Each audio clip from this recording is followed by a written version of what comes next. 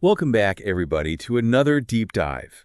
And today we're going to be exploring something that I know you're interested in, holistic wellness, really diving into how this concept connects with ancient wisdom, particularly biblical principles and modern health advice, specifically the eating to live philosophy that was popularized by Dr. Sebi.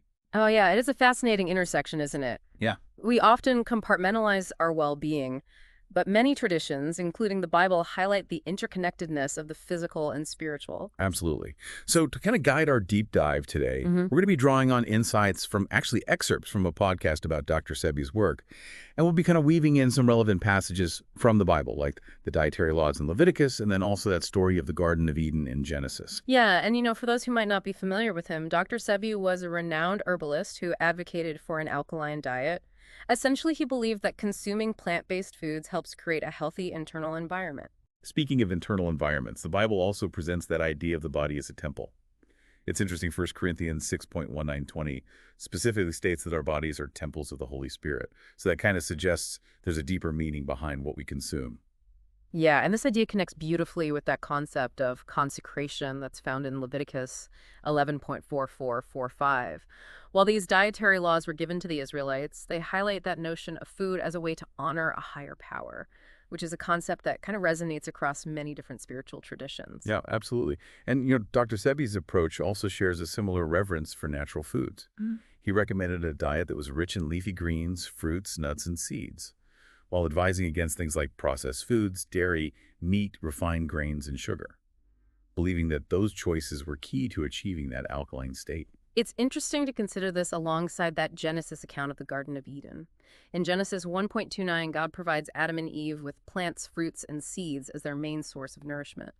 So I wonder, could this be interpreted as a blueprint for optimal human health? That's a thought-provoking connection. It really makes you consider how ancient wisdom might align with modern health advice. What stands out to you the most about this link between these two seemingly different sources? Well, I think what's fascinating to me is that both Dr. Sebi and the Bible, in their own unique ways, point towards the power of food to impact us on multiple levels, not just physically, but spiritually as well. It's not just about the calories and the nutrients, but it's also about recognizing that deeper significance of our food choices. Exactly. It encourages us to view food as more than just fuel. It's information, it's energy, it's even a form of communication with our bodies. Food is communication. That's a really powerful way to put it. It makes you think twice about what messages you're sending with every bite. Absolutely. Like choosing a salad over a greasy burger sends a very different message to your body. One prioritizes nourishment and vitality, whereas the other might lead to more sluggishness and potential health concerns down the road. I never thought of it that way. It really shifts your whole perspective. What are some other examples of this food as communication concept? Well, think about the feeling you get after a meal that's loaded with processed ingredients versus one that's comprised of whole natural foods. One might leave you feeling energized and clear-headed, and then the other might leave you feeling really heavy and mentally foggy. It's like your body is talking back to you and telling you what it needs to thrive. That makes a lot of sense.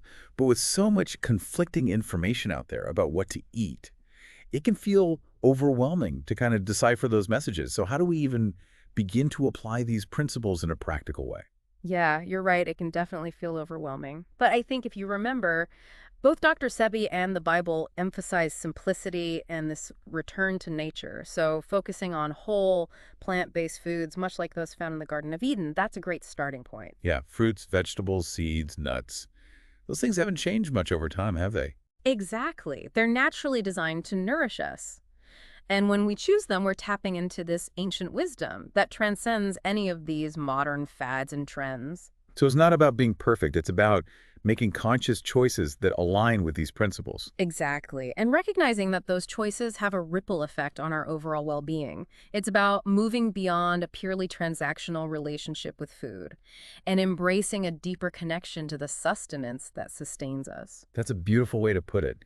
This whole idea of eating to live, as Dr. Sebi called it, is really resonating with me. It's not about dieting or restriction, Right. but it's about embracing a way of life that supports our health on every level. Right. And it's not just about what we eat, but it's also about what we avoid. Those processed foods that are full of additives and chemicals, they're not part of that natural blueprint for health. So it's like we're choosing between foods that promote life and foods that, well, don't. And when we make those choices consciously, we're taking an active role in our own well-being. We're honoring the temple, so to speak.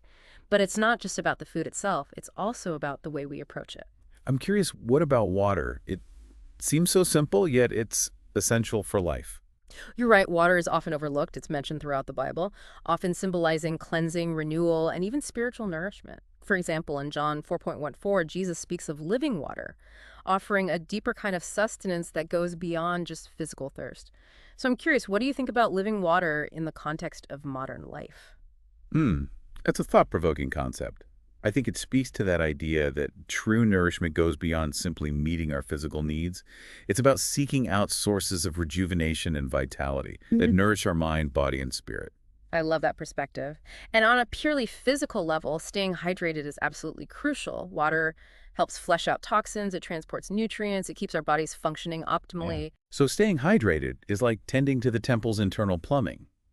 It's such a simple act of self-care that we often neglect in our busy lives. Exactly. And it kind of highlights this recurring theme we've been touching on.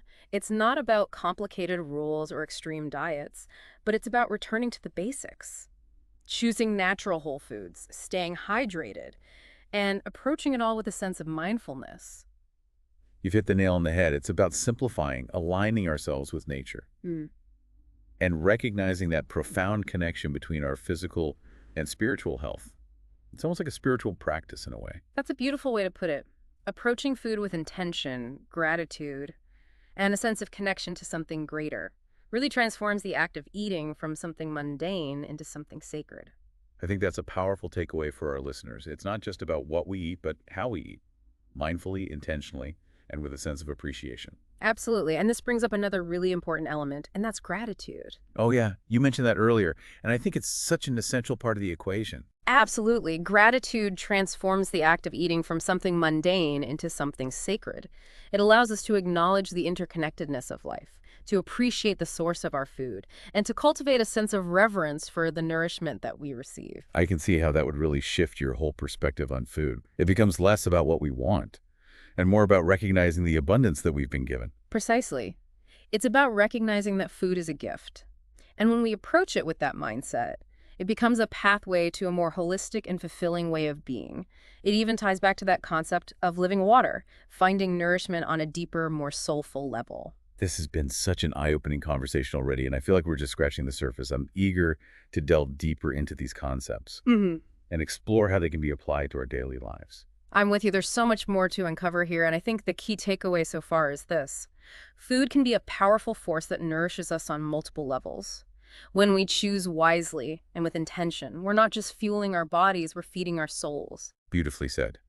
We'll be right back after a short break to continue this deep dive into holistic wellness. Welcome back to the deep dive.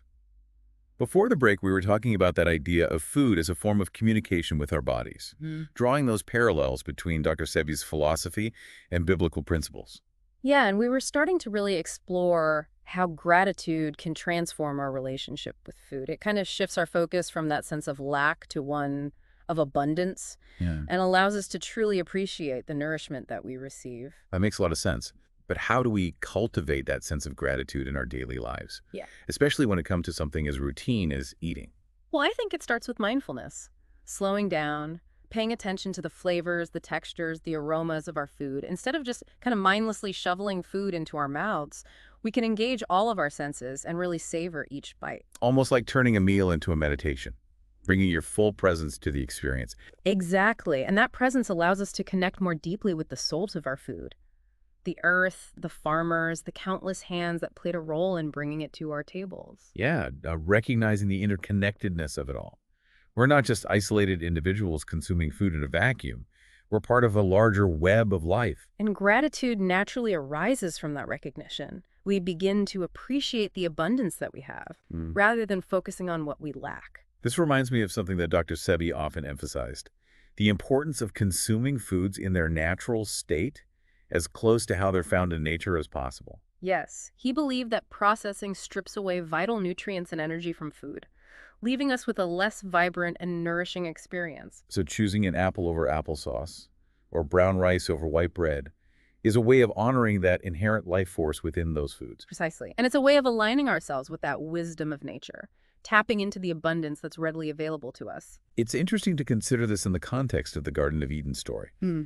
Adam and Eve were provided with an abundance of fruits, vegetables, seeds, and nuts, all in their natural, unprocessed forms. Right, and while we might not have access to a literal Garden of Eden today, we can still strive to make choices that reflect that same reverence for natural abundance. This whole conversation is making me rethink my relationship with food. I'm starting to see it as more than just fuel, but as a source of energy, vitality, and even spiritual connection. And that's a powerful shift in perspective. It changes the way we view grocery shopping, cooking, and even the simple act of sitting down for a meal. Yeah, it's no longer just about satisfying hunger, but about nourishing ourselves on a deeper level. Exactly. It becomes a conscious act of self-care, a way of honoring our bodies and aligning ourselves with a greater sense of well-being. I can see how this approach would naturally lead to healthier choices. When we view food as this sacred gift, we're less likely to abuse it or take it for granted. Absolutely. And we're more likely to choose foods that truly nourish us, rather than those that offer fleeting pleasure but ultimately leave us feeling depleted. This makes me think about that biblical concept of the body as a temple. If our bodies are sacred vessels, it makes sense that we would want to treat them with reverence and care. That's a beautiful connection. And it ties back to that idea of consecration we discussed earlier. We're called to dedicate ourselves to a higher purpose, and that includes caring for our physical well-being. It's fascinating how these ancient principles are still so relevant today. They offer this timeless wisdom that can guide us towards a more holistic and fulfilling way of life. They do, and I think they provide a valuable counterpoint to the often overwhelming and conflicting messages that we receive about health and nutrition in our modern world. It's easy to get caught up in the latest diets, fads, and trends. But these principles offer a grounding force, reminding us of the simple yet profound power of nature. And they remind us that true well-being is not just about physical health, but also about spiritual and emotional nourishment. I'm curious, how do you personally cultivate that sense of mindfulness and gratitude in your own life, especially when it comes to eating? Well, for me, it starts with taking a moment before each meal to just pause and express gratitude. I might acknowledge the source of my food, the people who grew and prepared it, and the simple fact that I have enough to eat. That's a beautiful practice. I can see how that would set the tone for the entire meal, shifting your focus from a place of scarcity to one of abundance. It does, and it also helps me to slow down and savor each bite. Paying attention to the flavors, the textures, the aromas, it's a way of bringing my full presence to the experience. I love that, and it's something that anyone can do, regardless of their dietary choices or spiritual beliefs. Exactly. It's a simple yet powerful way to transform our relationship with food and cultivate a deeper sense of well-being. This whole conversation has been so enlightening. I'm starting to see food in a whole new light. It's not just fuel, it's a gift, a source of connection, and a pathway to a more holistic and fulfilling way of life. I'm so glad to hear that, and I think that's a powerful message to share with our listeners. It is. We've explored that intersection of ancient wisdom and modern health advice, delved into the concept of food as communication, and discovered that transformative power of gratitude. And we've seen how these principles can guide us towards healthier choices, deeper connection, and a more profound appreciation for the nourishment that sustains us. But our journey isn't over yet. There's still so much more to explore. Indeed, we'll be back after a short break to continue our deep dive into holistic wellness, exploring practical tips and insights that you can apply to your own life. Welcome back to the Deep Dive. We've been having such a fascinating conversation about holistic wellness, exploring this connection between Dr. Sebi's eating philosophy and the wisdom in those biblical principles. Yeah, and we've uncovered some really powerful insights about food as a form of communication, the transformative power of gratitude, and the importance of honoring our bodies as sacred temples. It's been truly eye-opening. But I'm curious, what are some practical steps that we can take to apply these principles in our everyday lives? You know, it's easy to feel inspired during a conversation like this, but translating that inspiration into action can be challenging. You're absolutely right. It's one thing to talk about mindful eating and choosing natural foods, but it's another to actually implement those changes in our busy, often chaotic lives. Exactly. So where do we even start? Well, I think one of the most powerful things we can do is simply become more aware of our current eating habits. You know, take some time to really pay attention to what you're eating, when you're eating, and why you're eating. So it's about becoming more mindful of our choices, rather than just going through the motions on autopilot. Precisely. And as you become more aware, you might start to notice patterns.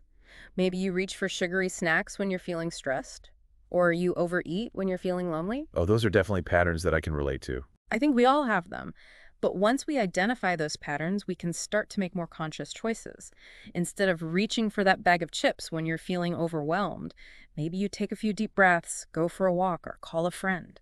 So it's about addressing those underlying emotions or needs Yeah. that are driving our unhealthy eating habits, rather than just trying to suppress them with food. Exactly. Food can be a powerful source of comfort, but it's not a sustainable solution for dealing with stress, anxiety, or other emotional That challenges. makes a lot of sense. It's about finding healthier ways to cope with those difficult emotions. And it's about recognizing that food is meant to nourish us, not just physically, but also emotionally and spiritually. This reminds me of something we talked about earlier, that concept of living water as a metaphor for deeper nourishment. Yes, and that deeper nourishment can come from a variety of sources. Spending time in nature, connecting with loved ones, engaging in creative pursuits, or practicing mindfulness. It's about finding what truly feeds our souls, rather than just filling our stomachs. Beautifully said. And as we start to cultivate those sources of deeper nourishment, our relationship with food naturally begins to shift. We're no longer looking to food to fill a void or numb our emotions. We're approaching it with a sense of gratitude and appreciation for the sustenance it provides. And we're more likely to choose foods that support our overall well-being, rather than those that detract from it. This whole conversation has really inspired me to take a more holistic approach to my own health and well-being. I'm going to start paying closer attention to my eating habits, exploring healthier ways to manage stress, and cultivating a deeper sense of gratitude for the abundance in my life. I'm so glad to hear that. And I encourage our listeners to do the same. Remember, small changes can make a big difference over time. Absolutely. Even just taking a few moments before each meal to pause and express gratitude can have a profound impact on our relationship with food. And it's a practice that can extend beyond the dinner table. We can cultivate gratitude for all the blessings in our lives, our health, our relationships, our opportunities, the beauty of the natural world. It's about shifting our focus from a place of lack to one of abundance, recognizing all that we have to be grateful for. And as we do so, we naturally become more aligned with the wisdom of nature, the principles of holistic wellness, and the divine spark within us all. This has been such an enriching deep dive. Thank you for sharing your wisdom and insights with us today. It's been my pleasure. And to our listeners out there, remember, true wellness is a journey, not a destination. Keep exploring, keep questioning, and most importantly, keep nourishing your body, mind, and spirit. We'll be back soon with another deep dive.